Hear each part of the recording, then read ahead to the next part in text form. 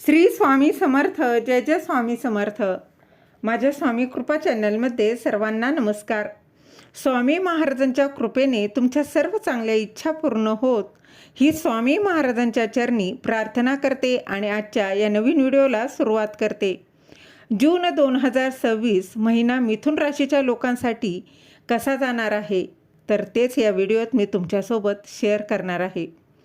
जून महिना मिथुन राशीच्या लोकांसाठी आर्थिक बाबतीत फायदा देणारा ठरणार आहे. उत्पन्नाचे नवीन मार्ग खुले होतील.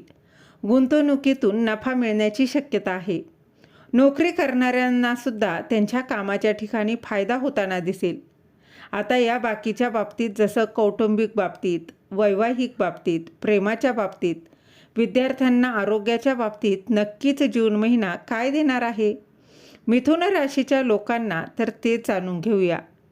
जून महिन्याचे एकंदरीतच ग्रहमान बघता आर्थिकदृष्ट्या जून महिना तुमच्यासाठी नक्कीच हा अर्थात प्रगतीचा दिसू शकतो. नवीन इन्कम सोर्स तुमच्या पुढे येऊ शकतो.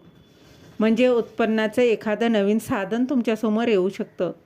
जुने कुठे अडकलेले पैसे असतील तर ते परत मिळू शकतात. खर्चावर नियंत्रण ठेवण्याची गरज मात्र राहील.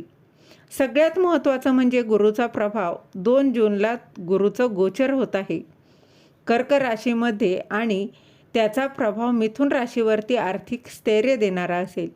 पण कोणतीही मोठी रिस्क आर्थिक बाबतीत घेताना विचारपूर्वक मात्र घ्यायची आहे.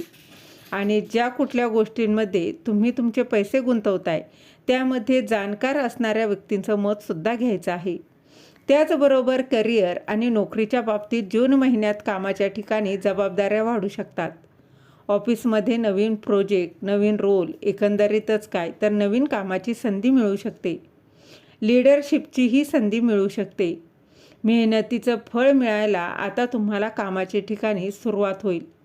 पण त्यासाठी पेशन्स मात्र महत्त्वाचे आहे.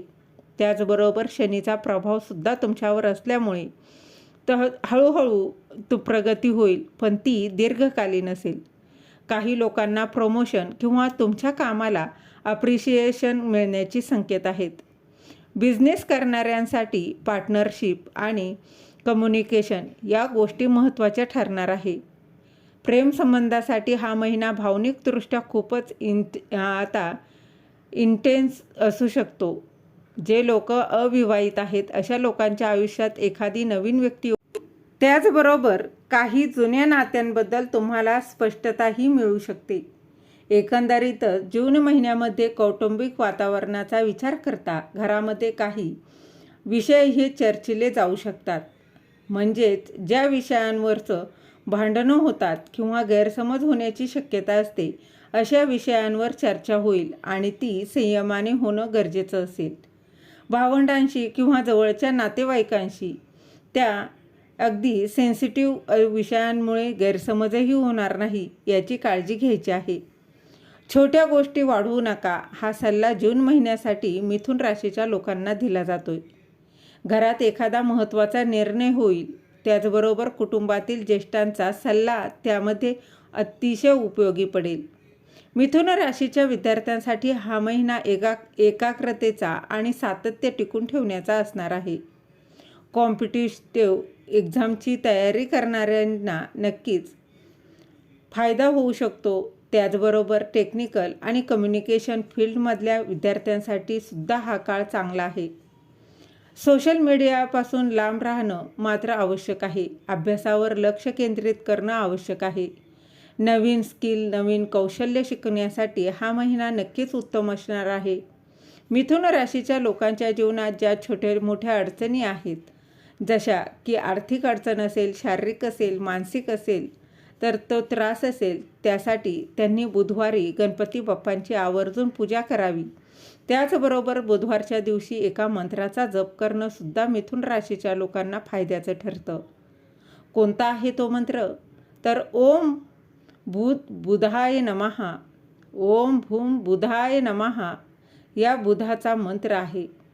तुमच्या राशीचा स्वामी बुध ग्रह आहे आणि म्हणून या मंत्राचा जप करणं खूप तुमच्यासाठी फायद्याचं ठरतं. त्याचबरोबर हिरव्या वस्तूंचं दान या बुधवारच्या दिवशी तुम्हाला करायचं आहे. एक सुंदर उपाय बघा, हा उपाय तुम्ही करू शकता. तर मिथुन राशीच्या लोकांना काय करायचं आहे, तर गाईला हिरवा चारा देणं किंवा रोज संध्याकाळच्या वेळेला ध्यान करणं हे उपाय तुम्हाला मानसिक स्थिरता आणि सकारात्मकता नक्कीच देऊ शकतं. जून महिन्याचा एकूणच काळ निष्कर्ष असा आहे की मिथुन राशीसाठी तर बदल आहे, संधी आहे आणि जबाबदारीसुद्धा आहे. काही गोष्टी सुरुवातीला ताण देणाऱ्या जाणवतील, पण तुमचं योग्य प्लॅनिंग आणि शांतपणे घेतलेल्या निर्णयामुळे येणारा पुढचा काळ हा निश्चितच तुमच्यासाठी मजबूत असेल. तर झालेली सेवा महाराजांच्या चरणी रुजू करते. श्री स्वामी समर्थ. धन्यवाद.